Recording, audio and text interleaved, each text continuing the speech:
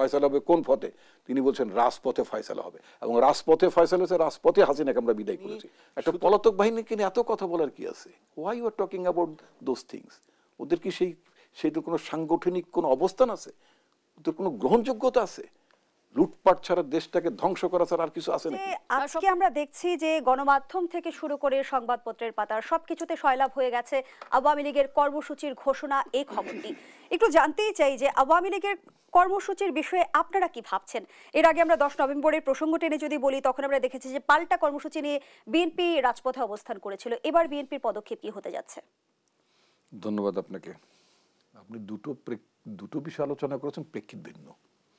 একটা হচ্ছে আপনার পতিত স্বৈরাচারের মাঠে নামার হুমকি।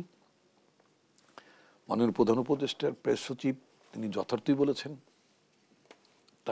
তার বক্তব্যের সাথে, তার স্পিডের সাথে আমি সম্পূর্ণ একমত। ওই পতিত স্বৈরাচার, ওই খুনের রানী, গুমের রানীর নেতৃত্বাধীন যে রাজনৈতিক দল, এই রাজনৈতিক দলটির বিচার হতে হবে, ওগুলোর সাথে যারা জড়িত ছিল তাদের বিচার হতে হবে, এবং তাদের এই অপকর্ম, মানবতা বিরোধী অপরাধের সাথে তাদের যে দায় রয়েছে, এটার জন্য যদি তারা ক্ষমা প্রার্থনা করলে কতটুকু ক্ষমা কবুল হবে, that is a different issue. প্রথমত হচ্ছে তাকে, তাদের দলকে, তাদের নেতৃবৃন্দকে স্ট্রেইট পাবলিকলি এই সমস্ত গুনার জন্য ক্ষমা চাইতে হবে, এক। তারপরে বিচার কার্য তো চলবেই। তো তার আগে মাঠে নামবে এই সমস্ত আপনার বাগাড়ম্বর হুমকি কাদেরকে দিচ্ছে আওয়ামী লীগ? কোন মাঠটায়? ভারতের মাঠে না বাংলাদেশের মাঠে? তাদের সেক্রেটারি জেনারেল বলতে খেলা হবে কোথায়? কোন তামিলনাড়ুর মাঠে খেলা হবে? খেলুক না, ওইটা তো মানে তাদের অভয় অরণ্য, ঠিক আছে, তারা মানে ওইখানে খেলুক। কিন্তু বাংলাদেশের সময় খেলা খেলি যে হয় না, এটা বাংলাদেশের জনগণ প্রমাণ করে দিয়েছে। এখানে কোনো খেলার জায়গা নাই। ওরা রাজনীতি করতে জানে না, ওরা খেলতে জানতো, এবং ওদের অপখেলার পরিণাম তাদের কিভাবে ভোগ করতেছে তারা সেটা ইতিমধ্যে তারা সেটা হারে হারে টের পাচ্ছে। এক অপকর্মের জন্য বাকশাল কায়েম করার জন্য আর রক্ষী বাহিনীর নির্যাতনের কারণে 21 বছর আউট অফ পাওয়ার ছিল আওয়ামী লীগ। 63 বছর পরে এর পরের জেনারেশন চিন্তা করে দেখতে পারে যে কোন নামে দল করবে কি করবে না। এটা আফটার 63 ইয়ার্স। এখন পর্যন্ত 63 সপ্তাহ যায়নি কিন্তু এখনো, ঠিক আছে। তো যাই হোক, তো ওই সমস্ত বাগাড়ম্বরের কথাবার্তা আপনারা যারা খুব ফুলিয়ে ফাঁপিয়ে সুর তুলে যেভাবে বলেন, তাতে মনে হচ্ছে যে ওটা একটা বিরাট কিছু আছে। না না, আমি বলছি দাঁড়ান, আমি জানি তো আপনি প্রশ্ন করেছেন, প্রশ্ন উত্তর দিচ্ছি আপনাকে। তো সুতরাং পতিত স্বৈরাচারকে ফুলিয়ে ফাঁপিয়ে না বলা ভালো, এটা আপনাদের প্রতি আমার মানে পরামর্শ। এবং যেভাবে বললেন এই যে বিশাল তারা নামে নেমে পড়বে, ঝাঁপিয়ে পড়বে, মিডিয়া সরগরম করে ফেলেছে, ছেয়ে ফেলেছে, কই আমি তো এরকম কিছু দেখছি না। আপনারা এটাকে কেউ এটাকে ফেনিয়ে তুলছেন কেন? ফেনানোর কিছু নাই তো। এটা আওয়ামী লীগের গন কেস। স্বৈরাচার খুনিদের রাজনীতি বাংলাদেশের মাটিতে হবে না। It's very clear, very clear. আর সেখানে আপনার কাছে আমার প্রশ্ন ছিল যে আওয়ামী লীগ হরতাল অবরোধ পালনের চেষ্টা করলে সেটি প্রতিহত করা হবে, এমনটি জানিয়েছে বৈষম্য বিরোধী ছাত্র আন্দোলনের নেতারা। বিএনপির পক্ষ থেকে পদক্ষেপ কি হতে যাচ্ছে? বাংলাদেশের বিএনপির ছাত্ররা বলেছে তাদের হরতাল, আমি তো 1 নম্বর হচ্ছে তারা কোনো হরতাল করার কোনো অধিকারও তাদের নাই, এবং হরতাল কেউ পালনও করবে না। এটাকে আমি আমলই নিচ্ছি না। আমি আপনাকে একটা কথা বলেছি, বৈষম্য বিরোধী ছেলেপেলেরা কি বলেছে সেটা আমার কাছে ধর্তব্য বিষয় না।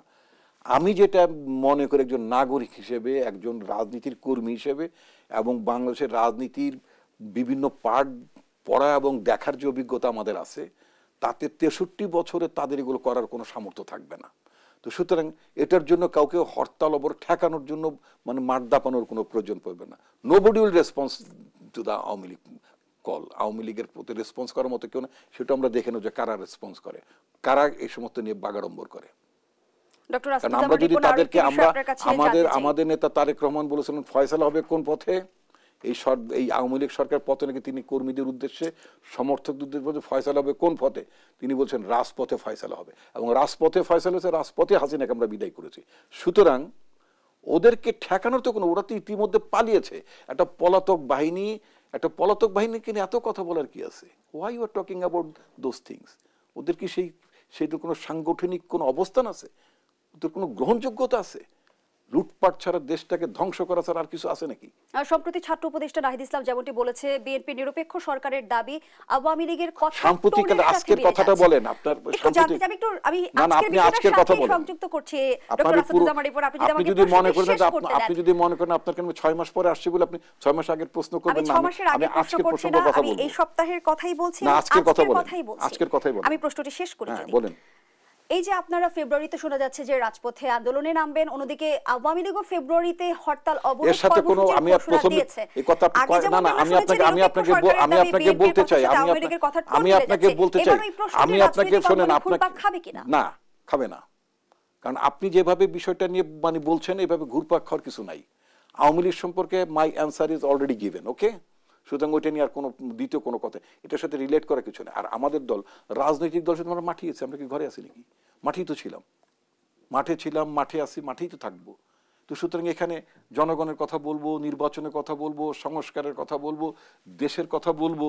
তো এটা বলার জন্য রাজনৈতিক দলগুলো যতক্ষণ এই প্রশ্নটি আমি এই কারণে আপনাকে করেছি যেহেতু ছাত্র নেতারা বলছে যে আওয়ামী লীগকে পুনর্বাসনের চেষ্টা করছে। ছাত্র নেতা বলতে কি আপনার ছাত্রদের একটি অংশ বলেন আপনি, যারা ছাত্রদের একটি অংশের কথা বলেছে, আমি তো বলছি আওয়ামী লীগ নিয়ে তো মাথা ঘামানোর কোনো ব্যাপার নাই, এটা তো বলেছি। আপনি বারবার একই কথা বলছেন, ওদের নিয়ে আমরা মাথা ঘামাচ্ছি না।